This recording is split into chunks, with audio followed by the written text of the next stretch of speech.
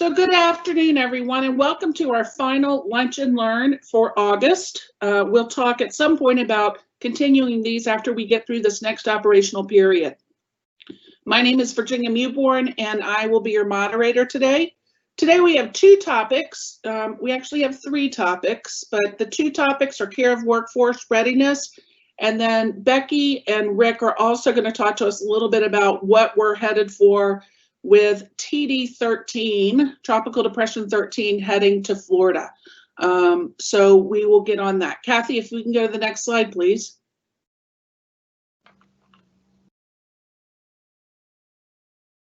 So housekeeping, if you've done this, you know the drill here. Everyone is muted.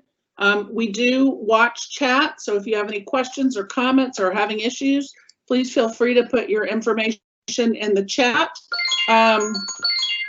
We will have Q&A at the end of the call if time allows. We are jam-packed today. We have captured all of the questions, and so we can do an FAQ, and if need be, we can talk about having a special session just for Q&A. This will be recorded, and if you have any questions, please feel free to email me. Next slide, please.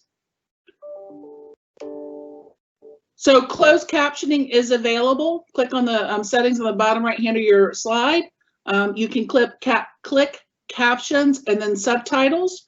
If you need Spanish captioning, please turn on Spanish.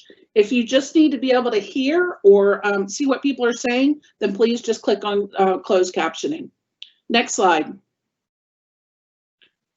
So what I'd like to do now is introduce Becky. And Becky's going to talk a little bit about where we are. Becky is the Division Disaster Executive for Southeastern Caribbean. So Becky, it looks like Rick is not on yet, but I'm going to turn it over to you. Great, thank you. And I'm going to just talk about where we are with these storms that are coming off of Africa. I think as everybody knows and have been watching, this could be typical of how the season is going to roll out. And I think we've also talked about the Colorado State University updates for this hurricane season. So one way or the other, parts of SECAR² will get hit this hurricane season. There are two storms out there. This is Tropical Depression number 14 that's up in front of you, which used to be Invest 97L. And the second slide, next slide, is Tropical Depression number 13, which is 98L. So thus far, and I wanted the entire division to hear it from me, we actually are leaning into this, and at this point, USVI and Puerto Rico are in a watch mode. USVI is part of Central Florida, and if they have any significant impacts, they will be supported by a virtual team that's based out of Tennessee. Puerto Rico has a table of organizations set up for a level 3 operation. At this point, I don't see us getting a DR number for Puerto Rico.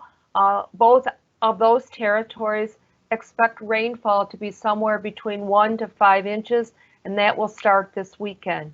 As we look at this, this current cone, we know the cone of air, and it still has not settled down. At this point, it looks like the impact is on the western portion of Florida. We will be establishing a level 3 DR operation. All three Florida regions have been informed, and now through this Lunch and Learn, we're letting everybody else know that. And that level 3 will become effective this afternoon after this call, and Virginia Mewborn will be leading that operation. We will also be establishing a level 3 operation for Alabama, Mississippi. We believe once this tropical storm, and we expect it to be a tropical storm Laura, moves into the Gulf, it will head into the more toward Alabama and Mississippi. As we looked at TD number 14, TD number 14 was the first slide. That could take a jut over to the east a little bit and still impact Mississippi. So neither of these storms are settled down. Why am I taking time to tell everybody this? The important thing is to understand we are going to need to resource these from within our regions and within our own division. And I'm asking that everybody please lean into this. Please put your availability into Volunteer Connection. Specifically, Georgia, South Carolina, North Carolina, and Tennessee, you may and will be asked to support the Alabama, Mississippi region and the Florida DR. So just wanted to give everybody a heads up. There will be 2 DR notices coming out later this afternoon. That's it for me, VA. Back to you. Thanks, Becky. Becky, Rick is now on. Rick, anything else from a meteorological point that you'd like to talk about? Yeah, I think just the 2 things. The depression that's coming up kind of across Central America into the Yucatan Peninsula as it comes across. We've seen storms go across that to do anything from a left-hand turn to a right-hand turn. The cone of error is still very wide right there because there's a great deal of uncertainty of exactly where that will go. It'll be firmed up more over the next couple of days, but really as it touches the Yucatan and goes across it is when it will really kind of finalize what it's going to do. If you look at the cone that's on the screen right now, you'll see that it's a very narrow cone right now. Most of the models are in agreement of where it's going, but there is basically a northern track and a southern track depending on where the center forms. The southern track should be a little faster and will go more into the Gulf, and the northern track will take it more into the state of Florida. You will see that settle down sometime in the next day or so. And by the time we get to Saturday, we should have a pretty good idea whether we've got a Gulf Coast storm or whether we've got an Atlantic storm. That's it for me, Virginia. Great. Thank you so much. I really appreciate that. Next slide, Kathy.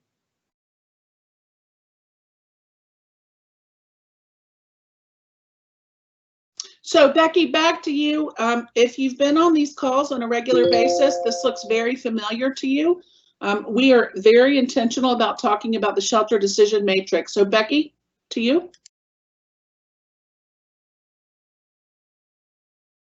Beck, you're on mute. Yep. I just wanted to bring this back up to point out to everybody the importance of understanding that when we're in a tropical storm or hurricane, we will be planning for congregate shelters. Each and every one of our emergency managers at the local and state level have the ability to secure non-congregate facilities ahead of time for evacuations, pre-landfall as well as post-landfall. Part of our responsibility and goal will be to support those EMA decisions, but we have really stayed focused on planning for congregate, and that will be our stance going forward.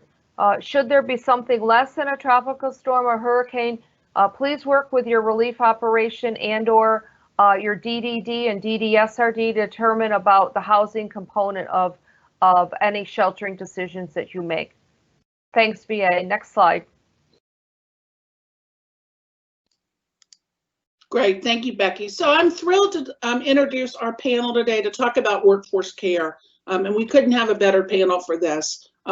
David Romano, Dr. David Romano is our mental health lead for the Southeastern Caribbean Division. Pam Turner is a nurse, and she's health services extraordinaire for the Tennessee region. And Chris Purnell is the Regional Volunteer Services Officer for Central Florida. And they're going to talk about workforce care from the workforce position, from health services, and from mental health. So Chris, I will turn it over to you to start. Thank you, Virginia. Thank you. Kathy, next slide, please. And welcome everybody to, which is a very timely conversation and very important as we look across the nation and the Caribbean and see everything that's going on. Workforce care is going to be very important to all of us. And like Becky said, we're all going to be stretched to do our very best. And so taking care of each other is going to be very important and taking care of the workforce. Next slide, please. So resources for workforce care, and I will talk a little bit about the structure of this, and then Pam and Dr. Romano will talk about some of the tactics that will go on and some really important information. So I'll give you a little bit of the workforce care from the structure point of view. So depending on the level of the DRO, an AD of workforce will be assigned to the job. There will be a chief of staff. The workforce health group is quite large, and they'll take care of, and Pam will give you some insight into what the workforce health group will do. And then we should have a staff advocate as well. So want to talk a little bit about what each one of these will do for the job, and how they'll support the care of the workforce as we go forward. So the workforce, next slide, please, Kathy. Thanks. So the Assistant Director of Workforce monitors the general well-being of the workforce, both under virtual and on the ground, and is an accountable leader for workforce care, making sure that each worker has a warm welcome, a clean place to sleep, every worker's prepared for their assignment and knows who their supervisor is, and every worker has a job to do. So the Workforce AD will be the eyes, the ears, and the voice for the operation and monitor the workforce, addressing any issues and informing leadership of any needs. The Workforce AD reports directly to the job director so that there is an accountability string and a structure for leadership to know what needs to be done and what's going right and what's going wrong and how we can support the workforce. And, you know, like they say, if you've been on one DR, you've been on one DR. Each one is very different, and in this COVID environment, we've come against a lot of challenges in the safety and care of the workforce. We're overcoming all of those because I think everybody understands that workforce care and safety is priority number one. So the AD of workforce is really there to be a seat at the table and really start to understand what there is to know about the workforce and how we can support them. The Chief of Staff does many jobs on the operation. They also work very closely with the Workforce AD to make sure that leadership is informed on what's going on. They can resource solutions for any issues that come up. They address those issues with the Workforce AD and the team to make sure that we're really getting ahead of things and being proactive as we can be on a job to get the issues solved ahead of time. So next slide, please. The Workforce AD meets daily with the Chief of Staff, the Staff Wellness Lead, the Staff Advocate, the Disaster Mental Health Lead, the Spiritual Care Lead, and the Disability and Integration Lead. And sometimes other folks are invited to the meeting too.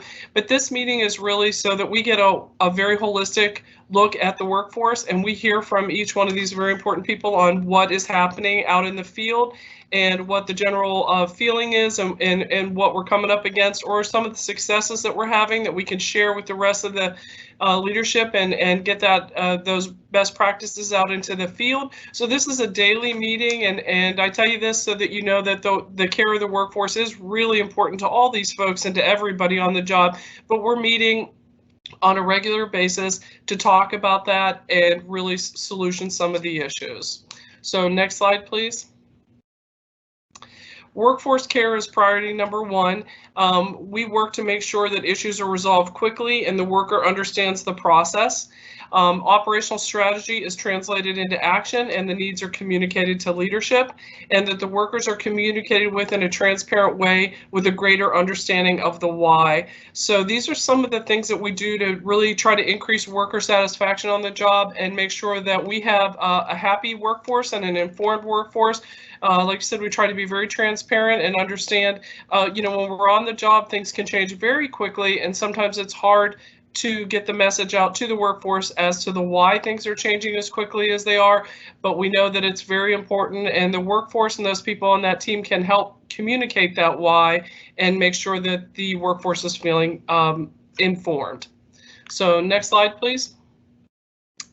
So we're all in this together, and caring for the workforce is really everybody's responsibility and job, and we all can do that together. And I think we are seeing lots of improvement in that along the way. We can talk about a lot of things that have been very successful in this, but implementing the swarm leadership principles and unity of mission, generosity of spirit, no ego, no blame, stay in your lane and help others and theirs, and a foundation of trusted relationships is just a really good place for us all to start practicing those principles.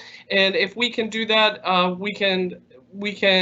that'll just flow out into how we treat the workforce and the things that we're responsible for, and really make a big difference in worker satisfaction.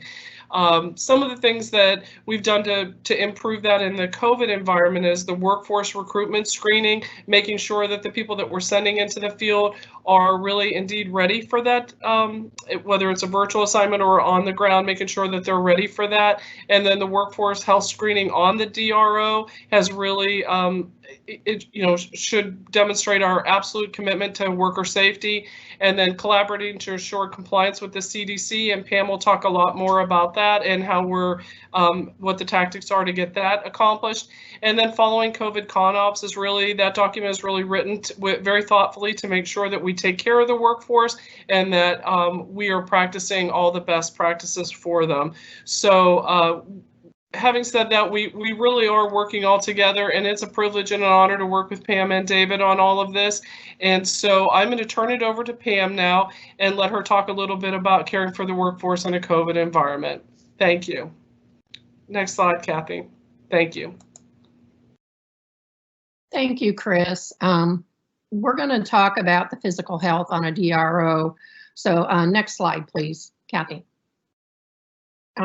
So as you've heard on each and every one of these calls, it cannot be stressed enough that the workforce and your safety is our #1 priority. And just a little bit about me, I have done 2 DROs at the beginning of COVID-19. I was in the Nashville tornado, and then at the Chattanooga tornado as the disaster health services manager. And so we learned a lot in each of those. And so a lot of this has come from lessons learned as we've gone through each of the DROs. But we're going to talk about the Cover Distance Clean, CDC. And this is how you can stay safe in our workforce, and we can help our clients stay safe. Next slide, please. So cover in this particular time, we're going to talk about your face mask. So you do need to wear a face mask, and we've heard this, but we can't, again, stress this enough. Face mask you need to use, and you need to make sure that you use those correctly. So make sure that you put on using the handles of the face mask over your ears, and make sure that it covers from here to here, from your nose down to underneath your chin. And those that cannot wear a face mask because you may have a medical condition, please work with your supervisor and up through your RDO to make sure that what options are available to you. And you should have that discussion prior to deploying. Now, there are 4 types of face masks that are approved by the Red Cross. That's the N95 respirator mask, the surgical mask, which is what is shown in the picture, dust mask, and then the cloth masks, which are your homemade mask. Next slide, please. One of the things that you want to do, though, when you're putting on your mask, make sure that you're washing your hands before you put it on and after you put it on. Now, distance, we've all heard the 6-foot rule. We want to stay 6 feet away. And again, this shows you what that means. And when we were in Nashville, we started this thing is that when we did our stand-ups, we actually had a measuring tape to show how far that 6 feet away is. And so it's either 2 shopping carts or 1.5 pool noodles. So you must always maintain that 6 feet distance between yourself and others. And if you are in a situation when you're deployed that you're going to consistently not be in that, we're going to talk a little bit later on about some other PPE that's available in the kits, the COVID kits that will be out at the shelters. So just make sure that you're using that appropriately. Now, the one thing I want to make sure that you're conscious of, because we see this a lot, is it's 6 feet in all directions. And oftentimes people may walk up behind you and not maintain that. So please be aware of what that 6 feet looks like. And then when you're deployed, you may have daily briefings at the shelter. Again, 6 feet apart in all directions. And then if you're picking up supplies, if you're at the warehouse, how are you maintaining that? So you have to make a very conscious effort to keep that 6 feet going. So next slide, please, Kathy. The next one is cleaning. So cleaning, we want to wash our hands. We've heard this. We did it in the deployments. We talked about the different songs. Make it fun, but make sure that you know that you're doing 20 seconds with soap and water. And then you need to make sure that you have hand sanitizer out amongst your work areas. Clean and disinfect frequently touched surfaces. So what we did is we actually had people assigned to clean the work surfaces. So if you're at a non-congregate shelter and you're at the check-in desk, make sure you're wiping down all of those surfaces, the tables, the chairs. And then also if you're in like a warehouse and you're going up and down the stairs, make sure you're doing the handrails, because that is something that people didn't think about. And we cleaned those every 4 hours. Somebody would go through and clean those handrails. Another thing that you really got to think about is your electronics. Your phone is one of the easiest ways to pass this on, because if we're sharing phones with each other, make sure that you're cleaning it in between. Now there is on the bottom of the screen, I don't know if it came over, but there is a, in the COVID document area, there is how to clean electronics. So one of the things you want to make sure is you wipe down, you turn the device off, you wipe it down with a wipe, but make sure that it's not saturated. If it's an alcohol wipe, make sure you talk to the DIT people to get the right stuff, and then clean it, then dry it off, but use a soft type of like eyeglass lens. So do not use paper towels or tissues to dry it off with. Vehicles is another one. If you're out in the vehicles, make sure that you're following the process to clean those vehicles in between uses. Next slide, please.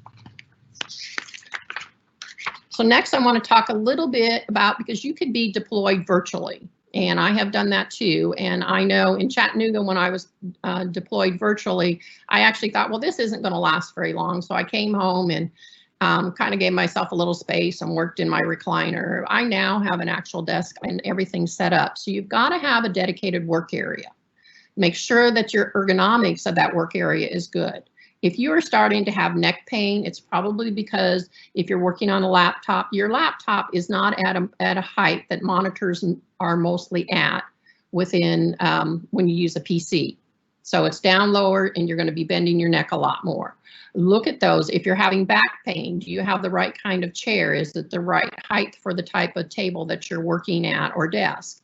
So really pay attention to those. If you need to make adjustments, you can put a book underneath your laptop, or you can do many other things from that standpoint. Eye strain is another thing when we start looking at our computer screens and we're there. It's much easier when you're working from home not to take a break and all of a sudden you realize you've worked 10, 12 hours and not gotten up away from your computer.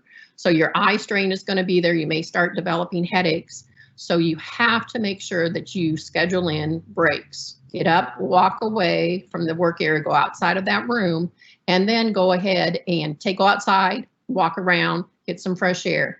But taking care of yourself during a virtual deployment is just as important as it is within, if you're on site in a shelter type environment. Next slide, please. I want to talk a little bit about our clients' health during this. And all we really have to do is remember the CDC, cover, distance, clean, with our clients. Because if you follow what we talked about for ourselves and keeping ourselves healthy, and we do that with our clients, then they will remain healthy too. Next slide, please.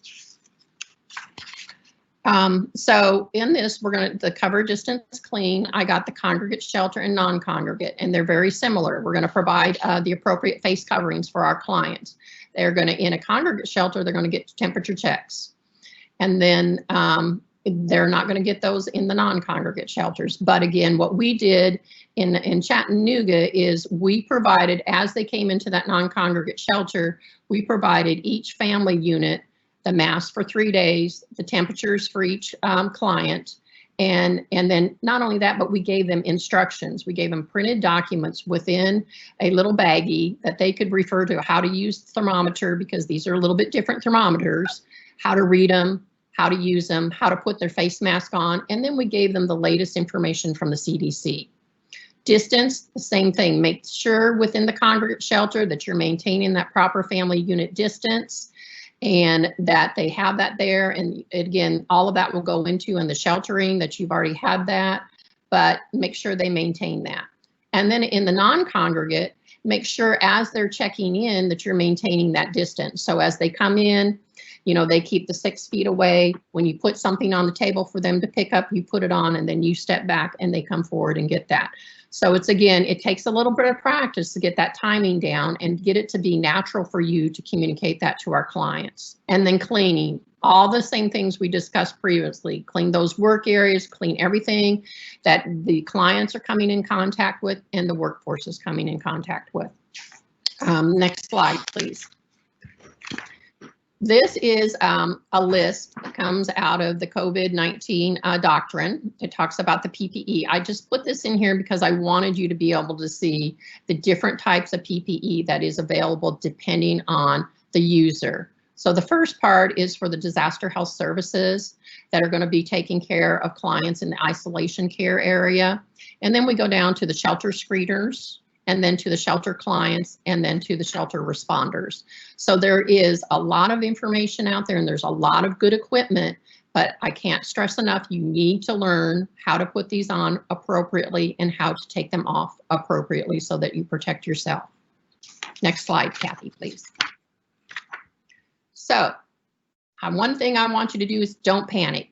Don't panic. If you hear somebody in the shelter or within the non-congregate area that may have COVID, there's a lot of rumors that go around. People, don't panic, because if you follow what we just went through for the CDC, you follow our doctrine, you're going to be safe. But if you come across somebody that has potentially have COVID or any other kind of flu or anything like that, make sure you go to your supervisor. If you're in an area that has health services will come and talk to you, and then decisions will be made as it goes up the chain of command onto what we should do. But the main thing is know what the rules are, keep up to date as they change, and then don't panic.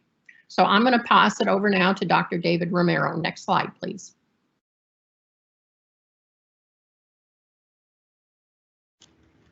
All right. Good afternoon, everyone. I'm glad that you're joining us today. I will be talking about fatigue, resiliency, and self-care, and I have a lot to go through, so it's going to be fast, but you'll be able to get the gist of things, and feel free to contact me with anything else that you might want to discuss as we go through this, and questions and answers, we'll handle some of that too. But notice the subtitle to this is, or I'm just over it already. Some of our conversation that we had prior to this meeting starting today, it was like, okay, we've got all these invests that are changing to tropical depressions that'll probably change to tropical storms, that'll change to hurricanes. We've got COVID, everything coming on. It gets to be a lot. Next slide, please. So one of the things we have to do is think about how we react to different things. And COVID-19 is this underlying frame that we have that kind of impacts everything.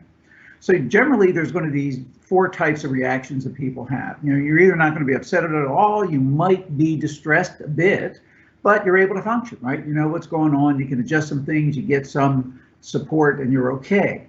You could really have things continue to build and be disproportionately distressed. So that means that you're not able to do some of the things that you might normally do. You might forget things, you might start focusing in ways that you don't need to focus. And usually it's short or medium term, it's not going to be long lasting. But if it really continues and there's major problems, then it's going to be mentally disordered, because it means that you've got some major things going on and it really is stopping you from doing the function that you need to do. Now, these things come about when we keep stacking all of these, in some ways, disasters on top of each other and don't have or give ourselves time to recover. So this is where the fatigue builds up. There's like 4 different types of fatigue. We'll talk a little bit about some of those. Next slide, please. But part of the frame that I want you to have in thinking about this is where we are in relationship to COVID being a disaster, because we have to really think about COVID being a disaster. It is a public health disaster, and when we come at it from that frame, it gives us a different way of conceptualizing it and maybe helps us understand where people might be at, not only in their individual reactions, but as collectively as a group, as a society, where we may be too. So we've kind of gone through this pre-disaster. It's here, you know, we got the warnings, everything was coming. People got on board, everybody was wearing their masks. We locked down things were great. We then started to open stuff up, right? So that's part of that honeymoon. Everything's going good. Everyone's feeling good about what we're doing and how we're responding to this.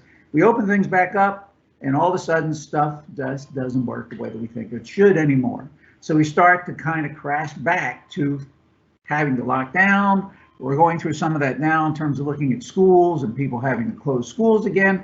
So we're getting disillusionment, and this is part of the disaster phases. We can have a whole other discussion about all these phases, but right now then we're still in the disillusionment phase. Now, if you look at the bottom of this chart, it talks about up to 1 year. that you can be in the disaster phases and dealing with this up to about a year. We're in that right now, right? COVID's on its way to get those types of vaccines, so we're moving along. But every time there is a little bump in the road, we're going to have some additional problems, which is going to put additional stress on us. All of it's helping us build towards this new beginning. So we're really going to probably see a curve once that vaccine comes in, we start reacting to it. But as we move along, you're probably also going to see those bumps because it may not work for everyone getting the vaccine. So we're going to have other things that will happen. You need to conceptualize that or think about that as we move forward. Next slide, please. So basically with this experience, we went about doing what we needed to do. Everything was fine. We didn't think about how we lived our life, but with COVID, we have to. I mean, CDC, right? We've got to think about how we're doing this all the time. Not only personally, but also when we're responding and helping out with the Red Cross. So what we need to do is we're making more complicated decisions, and we got to think about the implications of what has to happen in our normal everyday life. Next slide, please. So all of that winds up leading to some type of fatigue. So you may have found that you're a little bit more irritable, you're more stressed right now. You might even be more anxious in terms of dealing with things. Maybe you're eating more, maybe eating less. Maybe you're sleeping more, sleeping less. You may not be motivated, and as things go on, all of this will fluctuate. You might race your thoughts, and just generally you might be on edge. So if you're getting some of those, you're feeling some of the COVID fatigue that's in there. Next slide, please. So let's talk about another type of fatigue that can come in, and many of you have experienced this. It's called Zoom fatigue.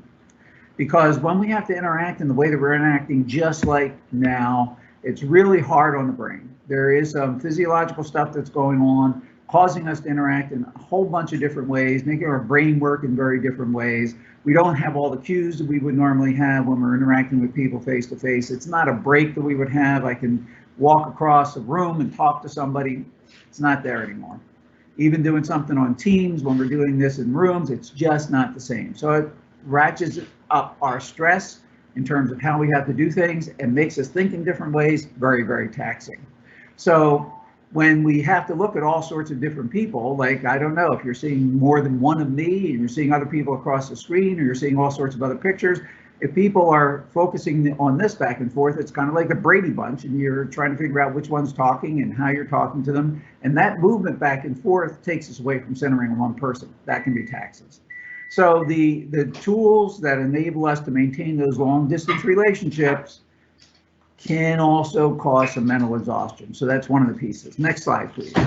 So we got our fatigue from COVID, we got our fatigue from Zoom, and then we also have burnout in terms of what's going on. So as we start moving along a little bit further, this is just part of that disillusionment that we're burned out. We're working so hard, but it can occur with everybody at any given time. And when we've got this stress, and remember, this COVID is underlying, so it's not like it goes away. It's still there until we can turn the corner with it. It's going to be there. So we're always going to have something like that that's working with us. So we're going to feel exhausted. We might get cynical. We might want to seek escape. And so when we're finding those types of things, we're probably burnt out. We need to do some different things. But notice it says at the very bottom here, situational variables account for burnout more heavily than personality traits, right? That's saying, hey, this is not me. And you need to remember that, because we've got a lot of things going on in our situation that are causing me to react in a particular way, which may be having me get tired, not want to do this, feel burned out. Next slide, please. Then the other piece is what we do in the Red Cross is go out and help people, right? So as we're helping more and more, we can wind up feeling fatigue just from that. And that's called compassion fatigue. So caregivers then wind up feeling stressed, numb, and different. Notice you got some patterns, right? So we're adding and actually probably multiplying would be a better thing. So it's exponential, some of this that we can feel if we're not taking care of this. And now it's going to impact how we want to interact with other people, interact with clients, and really pull us down a bit. So when we wind up being overexposed to trauma that's going on, we're continually seeing something new, gearing up, winding down, gearing up, winding down, we're going to have some of this fatigue too. If we're dealing with people who had some real intensity as a result of what we're dealing with in terms of the disaster, you know, houses gone, some deaths that have occurred, there's deaths that have occurred from COVID, which is also part of that too. we can catch that stress. We can wind up feeling some of that too. All right, next slide, please. So what we got to do is start working on some things to try and avoid how we deal with this. So we're trying to avoid burnout. So we really have to manage what it is that we're doing. We have to manage what we're doing in our life. We have to manage what we're doing with the Red Cross. And when we're on that disaster response, we've got to manage how we're dealing with that too. When you're doing stuff virtually, as an example, it's real easy to just keep your time going and going and going because, hey, I'm at home or wherever I am, it's very familiar. The time just ticks by. So we really have to work with that. We got to control our workload. We got to reward ourselves for things. And that reward can be walking around the block. It can be petting your pet if you've got your pet. It can be listening to music. It could be doing something that's going to help you take yourself away from what you're doing right now. We're working towards making sure we've got a community so that we can connect with each other in a variety of different ways. And that'll help us avoid the burnout because this face-to-face stuff is not happening. So my face to camera is a whole lot different, and I don't have necessarily that sense of community. We have to do things to try and build that back up. We also want to have some fairness in there, so we want to make sure that everyone seems to feel like they're getting treated appropriately. That's why we have all the folks that we have on the job at this point to try and deal with our workforce, to try and make sure that we're connecting with everybody the way that we need to connect with them.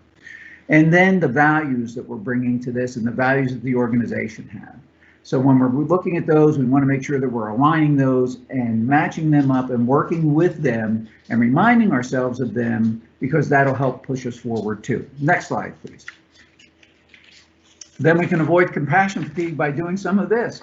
We focus on what's satisfying about this. How come I'm involved in this? Look at some of the things that have been helpful that I've done.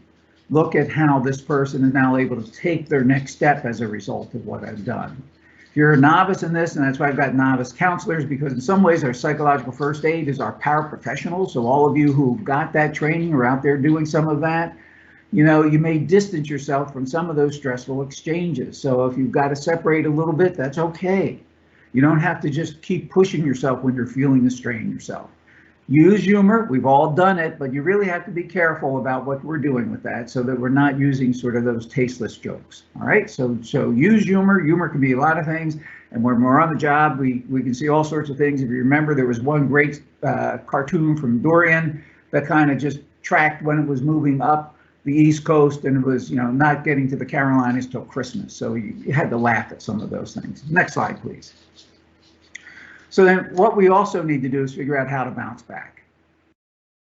With COVID, we've got to know when things are too much. We've got to take our steps away from the news. We've got to realize that we're going to be grieving things. And part of people go through grieving is just grieving the loss of my normal routine. It's not the same thing that I did, and people hold on to, you know, every day I wake up and I'm trying to do something, it's not the same, and I feel a little odd. You got to grieve that, let it go, and then move forward. So you take that different approach to worrying. You don't focus on the worst. You try and say, okay, how can I move through this? What are the solutions? What's my new normal? Let's try to look at this new normal. And even when things might get better and we've got vaccines and things are getting back to a way that we remember it, it's still going to be new because this is not going to go away. Eventually, it'll be like somewhat like the flu is at this point, where we're existing with it all the time, but we've got these ways to take precautions of it. So there is going to be a new normal, but you do need to recharge. Next slide, please. So we start looking at some things that are going to help you with this. Resilience qualities, problem-solving skills, knowing a little bit about yourself, maintaining some optimism, right? Finding out what this means to you. Why am I doing what I'm doing? And I'm stepping in and reminding myself every day in some ways that this is why I'm doing this. This is how come I'm doing it. And when you're dealing with this COVID every day, it really sometimes is like, why should I get out of bed? You got to come up with that reason for yourself. Make sure your relationships, you got good ones. And that doesn't mean I got to have 1,000 friends. That doesn't mean I have to be on Facebook all the time. You might have to pull away from Facebook. You may have to pull away from Instagram or some of those social media things. Just make sure that you're using the supports that you've got. If you need some supports, make sure that you build some of them, okay? Next slide, please. And so here's some ways to build resilience. I'm going to go through 10 of them here. I'm not going to go through them in depth, but it'll just be some ways, and I'll touch on a couple of those. Make those connections. Make connections with other people. Use them on a daily basis. Make sure you're talking to someone other than yourself. or your pets. Well, your pets are okay, but make sure you're talking to somebody every day, just touching base. Avoid seeing what's going on as insurmountable, like it's never going to end, it's never going to get over it. It eventually will. We'll get through this. So we've got to reframe the way we're thinking about it. Know that change is here and it's going to be there, and things just move on. That's the way life is. We get older day by day, minute by minute. Doesn't necessarily stop us from doing the things we want to do or we like to do. Get some goals set up and keep moving towards them. Daily goals, right? Maybe sometimes you need an hourly goal. What am I going to do this hour? And then work towards that, because that'll help. Take the decisive actions that you need to take that are going to help you move towards the goals as you need. Next slide, please. In this, you got to figure out, okay, what can I find out about myself? Maybe I can learn something. You know, one of the things that's happened, particularly with COVID as an example, and this has been in the news and on radio, in print, on television, where people, because they're walking around their neighborhoods more, are all of a sudden discovering birds. There's a big movement towards hearing birds, finding out what birds are and what these birds are about. So it was a new self-discovery for a lot of people because they didn't pay attention to it before, but they're hearing them more now. So that's a way to find something about yourself. Nurture that positive view, right? What am I doing that's helping me and helping others, and keep that. Keep things in perspective. You know, we can go down that rabbit hole to really the end and make it really look bad, but we want to keep it in perspective. Maintain that hopeful outlook and take care of yourself. You know, sometimes we should probably at this point move 10 to 1 so that we're taking care of ourselves first. But if you're doing all these things, you're going to be taking care of yourself. We want to make sure that you're dealing with that. Next slide, please. And some of the ways that you can do that is to do these self-care tips. Stay physically safe away from the virus, CDC, right? Limit your media to reduce the anxiety. If you're listening to the same things over and over again, you do that. When this first thing started, you know, we're talking about back in January, I was on listening to the news, watching all the briefings that came across. And after a while I said, okay, I can't do with this. I can't put up with this a couple hours a day.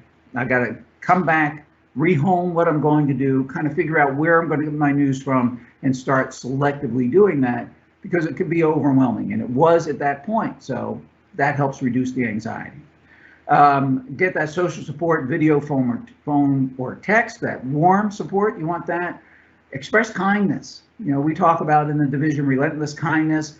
There really is a thing to being kind to each other, being kind to yourself. So we want to try and do that. Practice compassion. Compassion is kind of walking along with somebody as they're experiencing something, not solving it, not doing it for them, not trying to create something new, but just kind of being there. All right, so you want to try some of that. New routines, practice your own health behaviors that are going to keep you healthy. That can mean eating, sleeping, right? Activities, hobbies.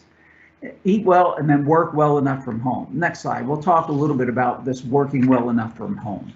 And when you're doing that, one of the things that you need to do is recognize that I've got to set up some type of space. You're not going to have the same productivity. It's going to be a little bit different, so you got to get used to that. You got to reduce your goals because you could get overwhelmed with things with that. Confine your workspace to a real specific area and let that be your workspace. When you're done, you move away from it, right? Control the sound that comes in so that you're not going to get overwhelmed by other things. It's real easy to be sitting at home in your kitchen trying to do something, and all of a sudden there's all sorts of other sounds distracting you, or somebody asked you for something. You want to try and control your workspace and be there when you're working, right? End the workday with those clear boundaries. When I'm done, I'm done. Doesn't matter if my computer's on, if something's binging. If I'm done, I'm done. I got to get away from everything, got to get that downtime. And then having morning and evening check-ins with people. Just saying, okay, how you doing this morning? How are things going? How are you doing this evening? So you're kind of wrapping up the day with some positive things, starting the day with some positive things to be able to move forward. Next slide, please. And if you don't get anything else, I'm going to show this slide is going to come back twice. But if you don't get anything else, take this image, right? You really have to look at what you can do, what I can control, what I can't control. And these things are the things that you can't control. I can't control how much toilets at the papers at the store, right? But I can control turning off the news. I can control limiting my social media. I can control my kindness and grace towards you. I can't control how others react, but I can control my own distancing and whether I follow CDC. So you want to look at these things and try to do what you can with what you can control. You focus on that. The things you can't control, you just let go of. Next slide, please. Now, one way to help you do that, I'm going to go through this very quickly. This is just going to be a flash. These are some things that you can tap into that will enable you to put on your phone to help remind you how to take care of yourself. One of them is the COVID coach. You can go online, pull that up. Next slide, please. This is what it will wind up looking like. And it teaches you how to do different things. It'll give you ways to manage stress. And that's resources that are there. Notice it's got crisis support, mood. You can set goals through this. Very, very good app. Next slide, please. Another app is a mindfulness coach. You can learn how to be mindful, and that helps you center. So, one of the best ways of taking care of things is centering on what you're doing right at this particular time.